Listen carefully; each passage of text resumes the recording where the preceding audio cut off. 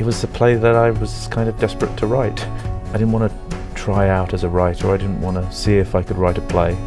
I just wanted to tell a story about living with severe disability or a disability in the family. My elder sister, Karina, she was born with a lack of oxygen at birth and had severe brain damage, and it's something I've known all my life and lived with all my life, and with a couple of exceptions, sort of rarely see it explored on stage. And it was something, sort of my mum's big drive really as a mother of a disabled child has been to give her voice and to give Karina recognition within society and within the family, and to give her as rich and full a life as possible. And so I was kind of drawn to representing it somehow on stage. I didn't know how. I've never done any writing courses. The last play I wrote was when I was about 11, and which we put on at school.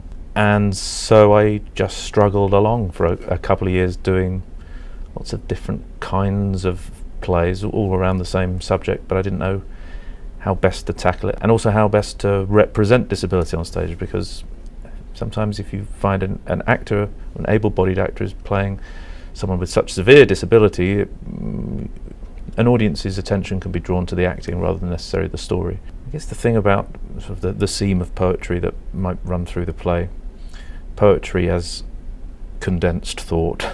There is such an unspoken seam through the family that they're unable to talk about, or they're unable at least to examine, because I guess it's too painful, and therefore there's humour to deflect, and there's talking about anything but to deflect, and it's condensed and it's deeply felt, and it explodes out of them. I sort of see poetry as that. I remember a friend of mine wrote to me after she'd seen it in London saying that it's incredibly painful to watch, but it tells you about what it's like to love, and yeah, you hope it's the kind of play that you hope you'd go home and tell the people that mean the most to you how much they mean to you, or to hug the people that maybe that you don't hug as much as you should.